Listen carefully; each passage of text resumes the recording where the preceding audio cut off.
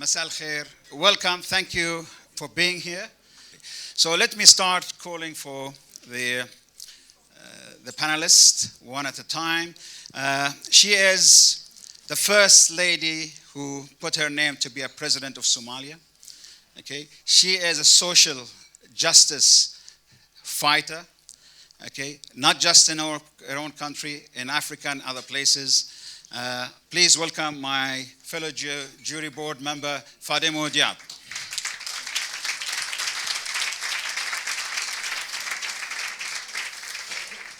She is a very well-known journalist. I don't want to bring the name CNN into it, but she's a great journalist, and when it comes to this subject, I cannot think of a better person in the industry who knows about this subject firsthand, who's been involved, and she's done a great job. And actually, she created her own foundation, which is INARA. I'm sure she's going to touch upon that too, which is to go with the refugee issues. So please give a big hand for Arwa Damon.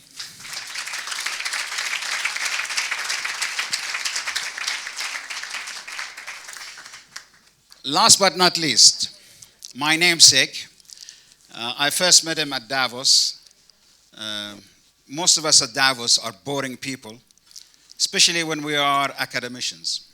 Interestingly, this gentleman was very interesting. I don't want to say that the World Economic Forum says so, but I would say it too. He is the specialist that I will go to when it comes to this subject. I cannot get much better person than Dr. Khalid Koser to come and join us, please.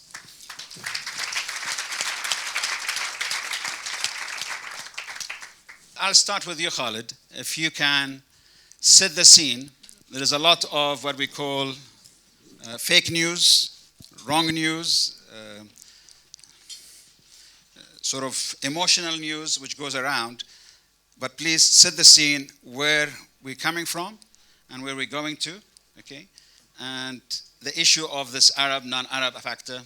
Khalid, let me start my namesake by thanking you for inviting me to speak here this evening and to join this wonderful reception.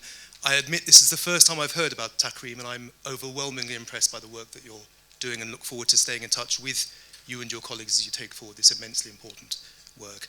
I'm humbled to be going first on this panel because I'm with panelists who are far more expert and far more eloquent and far more experienced than me, but Khalid has invited me to perhaps set the scene for our discussion. I do, if I may, want to start with a few words about my current organization where I work. It's a Geneva-based organization, the Global Community Engagement and Resilience Fund, and our work focuses on preventing violent extremism. And the interesting reference to 9/11 in the video we just watched. Our approach is fairly straightforward. It seems to us that rather than focusing on security and military responses to terrorism, which we know have unintended consequences and often don't work, would it not make more sense to work with young people who feel marginalized, who feel they have no future, who feel they may be tempted to join terrorist groups and provide better alternatives for those people? And that's the work that we try to do around the world through my organization. But I won't speak about that for now. I simply want to make a few points to set the scene on this very important subject of refugees, of forced migration. I'll start with Ukraine because Ukraine is, of course, on everybody's mind. I think Ukraine does matter, and I think it matters for at least three reasons. One is the numbers. We are talking about something like 6 million people who have left Ukraine over the last 75 days or so. This is a staggering number of people who have been displaced from Ukraine. Secondly, Ukraine matters because it's a European refugee crisis, which is immensely unusual, as you know from the part of the world where you come from, many of you. The last time we had a European refugee crisis was in the mid-1990s, the Bosnians and the Kosovans, and before that, World War II. So in historical terms, this is a very unusual geographical setting for a refugee crisis. And thirdly, I think Ukraine matters because we are seeing very surprising levels of hospitality. As you know, and I think Arwa will discuss this, all too often Europe has been very hostile towards refugees, and I welcome the fact, although I recognize the double standards, but I welcome the fact that for Ukrainians we are seeing immense hospitality from governments and from civil society in Europe at the moment, and I think that is to be applauded. So Ukraine matters for those reasons. But I do want to put Ukraine in a wider global context as well, lest we forget that there is a much greater refugee crisis than that is unfolding in Europe. Let's just look at the global context for forced migration and for refugees. Firstly, the numbers. At least 30 million refugees around the world today, and that includes, of course, at least 5 million Palestinians, the great forgotten refugee population of Palestinians. Half of those refugees under 18. 15 million children are refugees in the world today. We are talking about refugees in sub-Saharan Africa. We'll hear from my colleague in Somalia. We're concerned about Afghanistan and further flows from Afghanistan in the near future. We know what's happening in Myanmar, Burma, whichever terminology you wish to choose. Large numbers of people, and this is the key point and the second feature I want to emphasize. The burden of refugees absolutely falls on the global south. And the numbers in Ukraine and the political attention to Ukraine should never allow us to forget the fact that the refugee crisis is a crisis of the global south and not Europe. And I think that's very important to make. The third point I'd make about the global context, which I think, again, is in stark contrast to what we're seeing in Ukraine, is I fear that refugees around the world are facing an increasingly inhospitable atmosphere. Governments are closing their borders. People are showing a lack of tolerance and a lack of sympathy towards refugees around the world and not just in Europe. So in many ways, Ukraine stands out as an unusual example in the world today. Three final points very quickly. I want to think about some challenges. Again, we might wish to discuss this. For me, there are three main challenges around refugees in the world today. One, and it's the population we always forget, is internal displacement.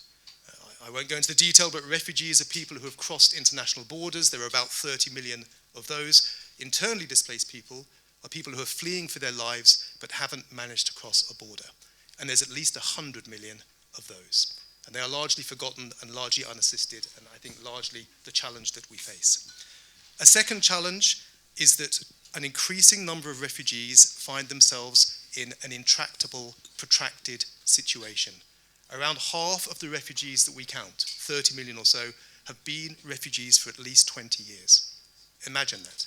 A generation of people who are living in refugee camps with no future and no hope. And of course, the unfortunate overlap with the work that I do around violent extremism is there to be thought about. And the third challenge, of course, solutions. And it is clear that the world has run out of solutions. There are three solutions traditionally for refugees. One is that they integrate locally and stay permanently in the countries where they arrive. Most of our countries are unwilling to do that. The second is that they move to a third country, Canada, Australia, the United States, a few Nordic countries. Very few people are lucky enough to get that solution. And the third solution is repatriation, that people go home. Repatriation basically is not taking place at the moment. So we have more and more refugees fleeing their countries, staying in refugee camps with no foreseeable future for them. We need to find new solutions. One word on the future, and then I'll conclude. The future is clearly climate change when we discuss forced migration. We need to note that there are some great myths about climate change. There is still a fear in Europe that climate change means that millions and millions of Africans will be arriving in Europe, crossing the Mediterranean boats, the sorts of things you read about in the press. Now, there is still a degree of uncertainty. We're not quite sure how quickly climate change will become obvious. We're not quite sure about the interactions between climate change and migration. But I think we can be absolutely sure that as climate change takes a grip and as more and more people leave their homes, they'll be leaving countries in the south and moving to countries in the south. Climate change will increase the burden on the global south of refugees. I do want to finish, if possible, saying something positive. It's quite hard to find something positive out of this topic. That lovely line that we heard in the video, making the impossible possible. Are these challenges insurmountable? I just want to leave you with three thoughts or ideas. One is, many of you will have visited refugee camps. I certainly have visited refugee camps. I want to remind you or tell you that I have never seen as much entrepreneurship and positivity in the world than I have amongst refugees and in refugee camps. And I think this is an incredibly important point to make. We must never, ever mistake material poverty for spiritual poverty. Some of the poorest people in the world are some of the spiritually richest people in the world. I think that's positive, and I think that's true. A second point that perhaps is positive is that we can make a difference. This is not insurmountable. This is not avoidable. I'd say you have to do three things. We have to have an honest debate. Some people are scared of refugees, some people welcome refugees. Let's not hate each other, let's not be extremists, let's have a serious, open debate about what's positive, about what the challenges are, about where the opportunities are, and what we can do. And I fear that in the world today, the space for that debate is shrinking, and we need to preserve that space in places like this. Let's have an honest, open discussion. Let's respect one another's points of view, even if we disagree with them. Secondly, of course, you can make a difference to climate. Get a tram home tonight. Don't drive your car. Try to control your flights. These things, I think, ultimately do matter. Individuals have a responsibility about climate, which, of course, has ramifications for refugees. And thirdly, through foundations such as TAKREEM, we can make a difference by lending our support to excellent foundations like TAKREEM that I think are empowering champions to make a difference. And the third positive point I would leave on, if I may, and if I may be so bold as to say this, is your country.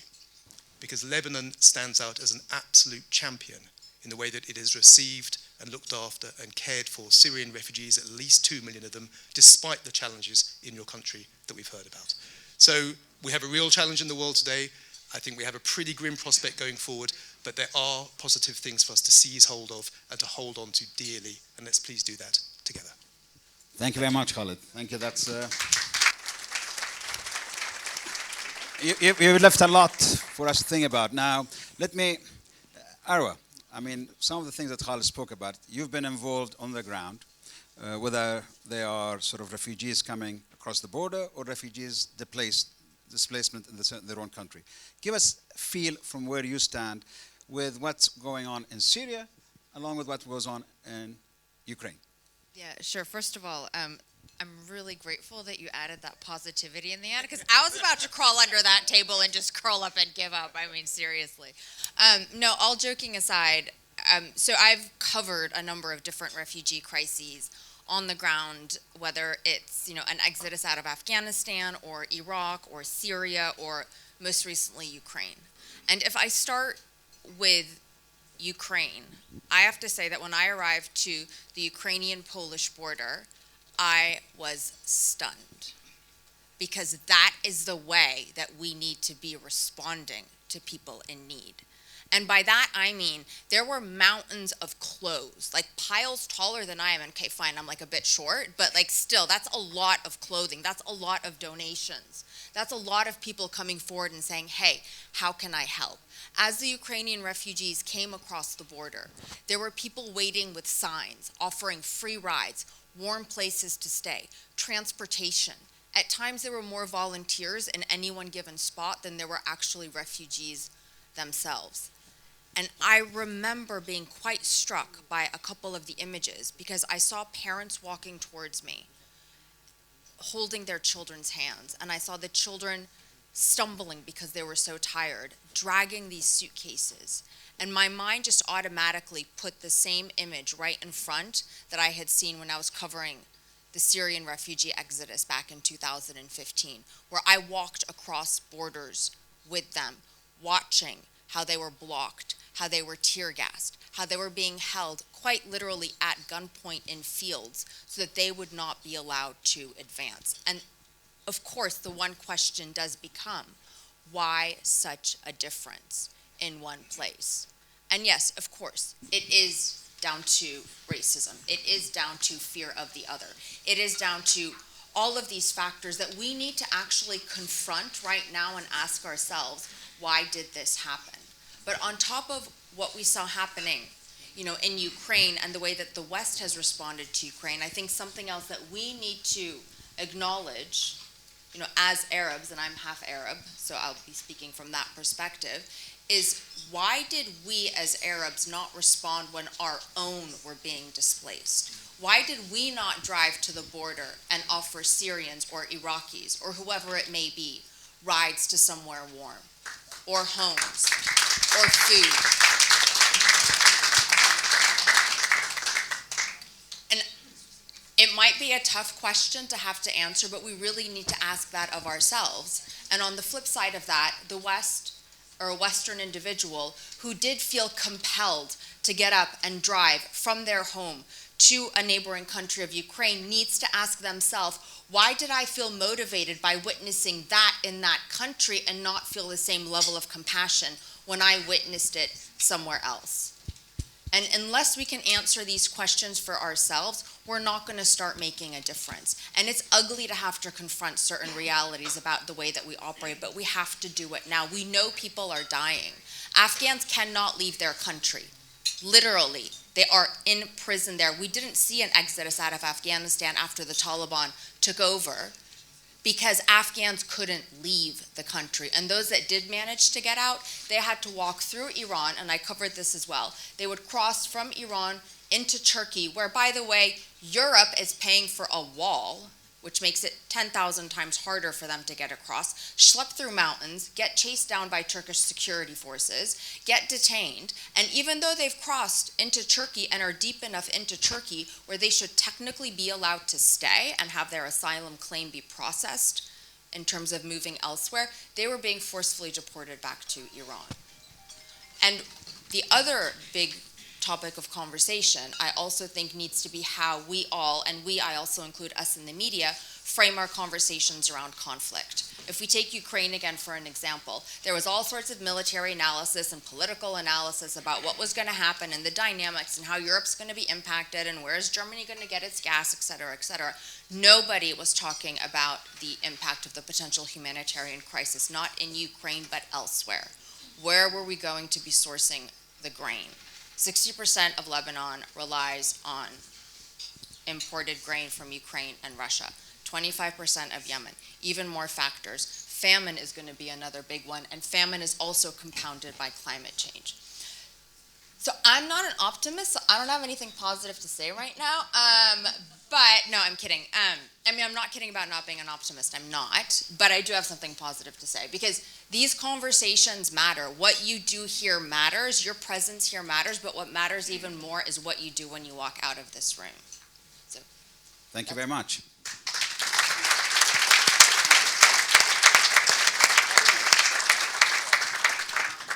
Give us from your perspective, I mean, you come from that part of the world, which is feeling it much more than, as Khaled was saying, the South is going to be getting it the hardest. So give us your view, please. Well, I think I would want to humanize the numbers that were just given. I am actually one of those refugees and have been for more than 30 years. And I actually went to Finland along with my two younger siblings. And they were underaged. So we were child, refugees. And later on, when we were joined by my mother, she always had her suitcase unpacked and right by the door, thinking that Somalia was going to be okay, she would go back. She unfortunately didn't. She died in Finland. There are many cases like that. And when I went to Finland, I had less than 5 years of formal education, primary and secondary schooling combined. And I was entering my 18th year. The Finnish government didn't say, this is a useless refugee, what are we going to do with her? They directed me to go and do vocational schooling. And from there, I went on to do other things. So, because Finland took refugees in, despite them coming from a country like Somalia, we don't share the same religion, we don't share the same language.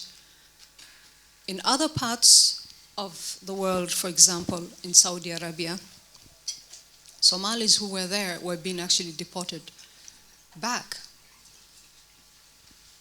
to Somalia. And one of those people actually jumped off the ship and drowned because they didn't see a future in Somalia.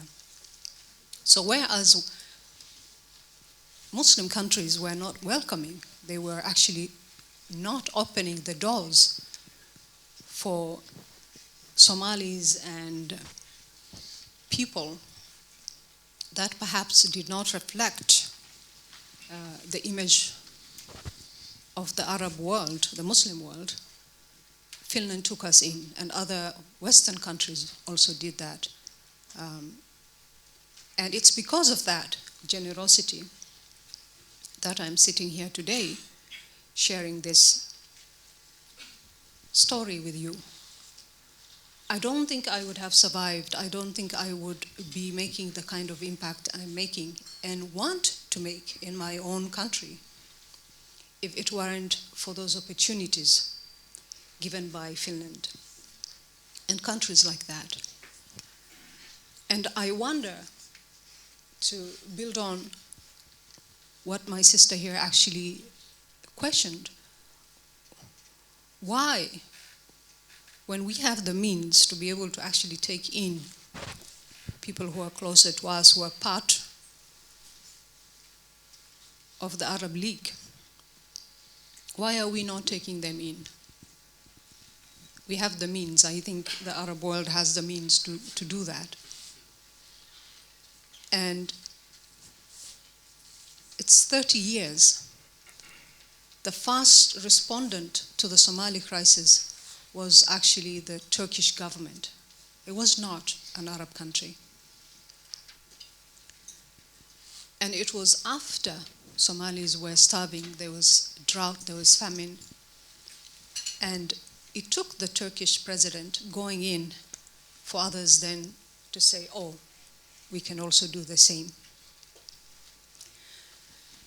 Yes, it's natural, it's a human reaction not to want to accept people who are not like us.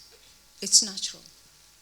We think they will not fit in, they don't look like us, we don't know whether they are actually going to be a threat, a security threat, and so forth. So it's easy to reject the unknown. But once you accept the unknown and you accept refugees, some actually do go on to make a change in the countries where they've been accepted, and subsequently they can go back and change the countries that they came from. Although I am a Somali by ethnicity, I was not born in Somalia. I was born in Kenya. And I remember being deported from Kenya along with first, second, and third generation Kenyan Somalis because of our ethnicity. We did not belong there. And I remember being given a card, a white card that said, go home. And home was Somalia. And ever since, I have this huge sense of gratitude and responsibility to that country, because I didn't know I was a Somali until the Kenyan government made it quite clear by throwing me out. And I think that was the best gift that God could have actually bestowed on me. And it's that sense of responsibility, I think, that each and every refugee has to want to go back and avail the opportunities that they get in the host countries where they have been received. And it's important that we actually humanize these refugees and these faces so that we can actually see who they are. They're just like you. Here I am sitting. Would you have known that I'm actually a refugee? I've always said being a refugee is not a permanent status. It's not supposed to be permanent. If that happens, then something is seriously wrong. We should all go back to where we came from, where we belong, so that we can make our countries functional and better. It's a moral obligation. It's an ethical obligation to do so. And so I'm sure some of you inside this room, you're also refugees. And sometimes I call myself a former refugee, but I will be a refugee for life unless I go back home and have a dignified existence in my own country and not have to be in countries where I am a second-class citizen. feeling ostracized, marginalized, and stigmatized. And every refugee person wants that dignity, and they dream about that, and they hope one day that it will become a reality. And so as the numbers of refugees increase, their hope, I think, and aspirations are also increasing in the older refugee generations, because now it's like the second and the third generation. My children who were born in Finland are also refugees, although they are nationals of Finland. So I want to end by saying, opening our doors and responding to people in need should be an ethical obligation. It's something that each and every one of us should be able to do, particularly if we have the means. We can open the doors. And by doing so, we might actually learn something from them, and we could actually have people who contribute meaningfully to our societies and maybe bring innovation, and who knows, change the society by doing so. Thank you very much.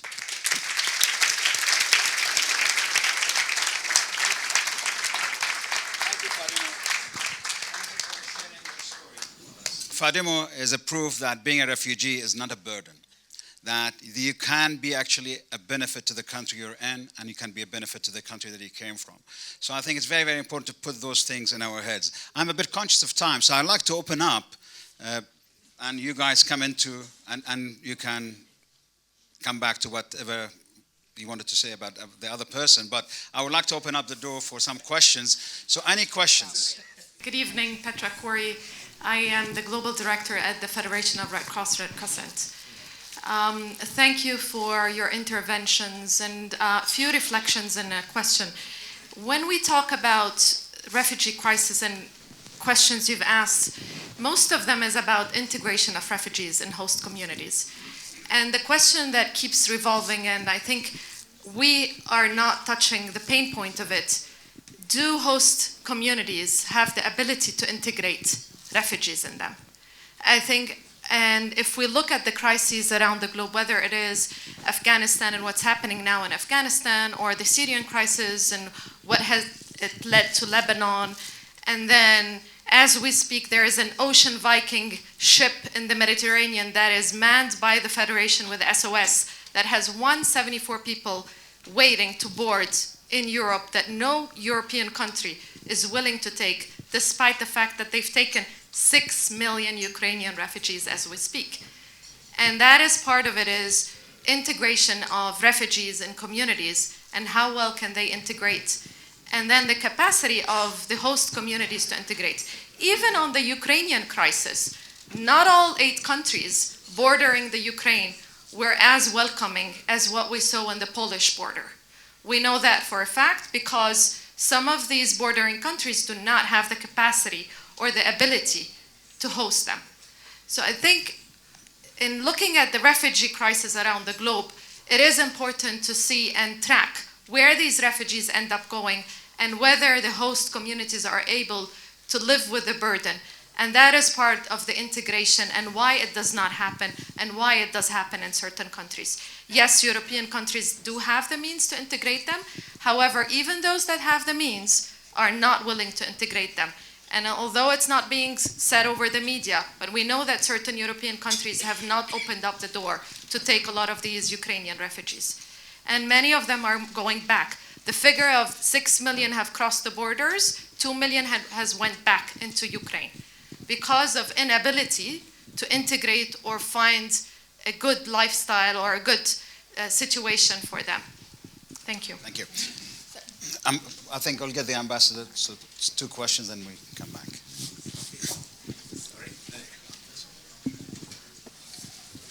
Thank you. François Barras. First of all, I wanted to say a remark about Geneva. Geneva, where you are, you know, the success of Geneva has really been the result of refugees. What watchmaking, banking, and pharmaceuticals in Switzerland all came from the French Huguenots in the 17th and 18th century. So really, when we are in Geneva, we understand what refugees are.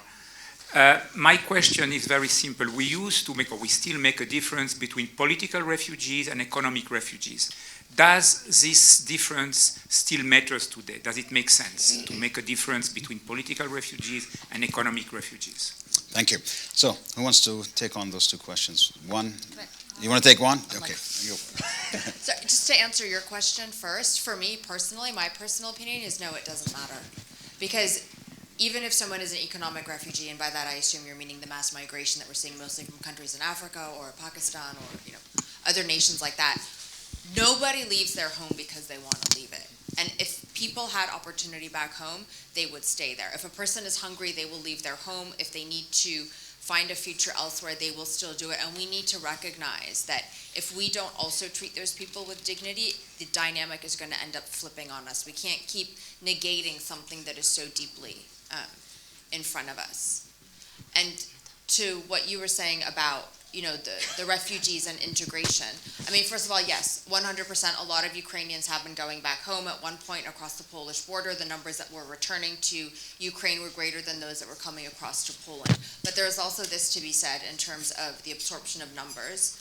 I did not see, nor have I heard of a single Ukrainian refugee who spent one night sleeping in the street or out in the cold. That is not the case for other people. I agree that integration is a challenge. I, however, personally, again, my perspective on it is the fact that we even think that we need this concept of integration demeans our humanity and the fact that we are all, in our very essence, the same. Why, in theory, is it difficult for somebody who is of a different skin color, who wears a headscarf? Why does that all of a sudden make that person hard to relate to for someone who is living in the UK who's white? That's the answer that we fundamentally have to, that's the question that we fundamentally have to answer, is why do we even have this notion of integration? Why is cultural difference something that is so offensive that we somehow feel that it can't coexist side by side? And I do believe that right now we're at a very critical juncture in terms of our humanity. We either keep going the same way that we have been, we keep not learning from the past, or we decide to fundamentally change ourselves and how we view people who are sitting next to us. To respond to the ambassador, I mean, I agree with you absolutely that the old-fashioned distinction between economic and political no longer stands. Even refugees, in the traditional sense, even people who are fleeing persecution, who are fleeing war, usually flee for multiple motivations. It's not just politics, it's economics, it's social, there's other factors as well. So it's clear that most people move for multiple motivations. The challenge is, and you mentioned the great city of Geneva, our institutions, our norms, and our laws are still based on that distinction between economics and politics. So we need to catch up with reality. We developed these institutions in the 1950s, we're now in 2022, and they're simply out of date. And we need to find a way to reconcile that. On the point on integration, I agree with you absolutely. And thank you for putting a human face on this. And thank you, Khalid, for making the point. And the research is clear, and my experience is clear. Where refugees are given a chance, they can make an enormous difference. But the beginning of the sentence matters, where they are given a chance. And all too often, they're not. All too often, they are put in refugee camps for 20 years, given a sewing machine, and that's it. And just the waste of potential is absolutely enormous. But I would also make this point, and I don't want to use the word burden, and I don't want to ever underestimate the potential of refugees, but I think we have to recognize that sometimes absorbing a large number of people in a short amount of time is simply a challenge in terms of housing and hospitals and schools. And I think we have to recognize that in the short term, both migration and refugees can be painful and a burden. In the long term, they can be the key to success. And the key is to sustain the support for them such that we can realize their potential in a few years. Thank you. Fadumo? Sorry. Thank you. I would like to speak to the issue of integration. It's a two-way street. And I think it's just a sign of respect to be able to integrate into the host society. We're not talking about assimilation. but integration is very important. Learning the language of the host country, respecting the rules and regulations of the country is very important. But also, eventually being able to economically contribute to the country.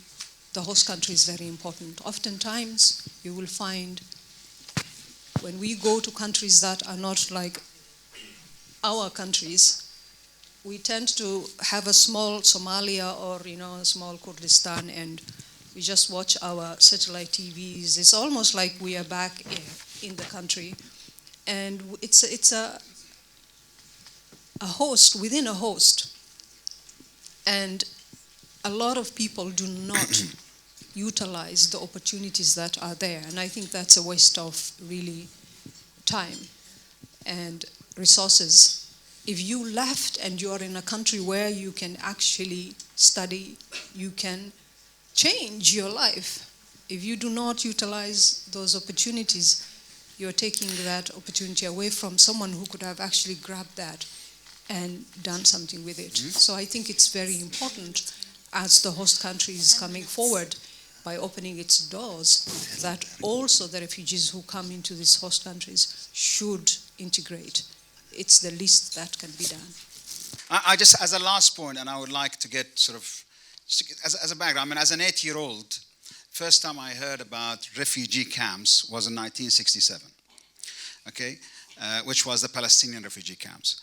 And it's gone now, 56 years since then, and it's the same thing that I hear from that part. I mean, I've been hearing about repatriation, I've been hearing about opportunities, but then I look back at that, and then we talk about empathy, we talk about we should be looking at what we should do for our people who are coming out from Afghanistan, from elsewhere. But then still comes back to me, this thing about the Palestinian issue, where no one has an answer, or shall I say people have an answer, but they don't want to do anything about that answer. So there is no repatriation, there is no opportunity. So how do we catch up with that? When I get some of my British colleagues, smart British colleagues, when we had discussion about the Ukrainian and about the Syrian factor, and actually they came very clearly. They said, "Listen, we are racist. We have to accept that we are racist. That these are white, the Ukrainians, okay, and they are Christians, and we will look after them like you would look after your own." And my answer was, well, we are not allowed to look after our own as an individual. So I think we have that issue.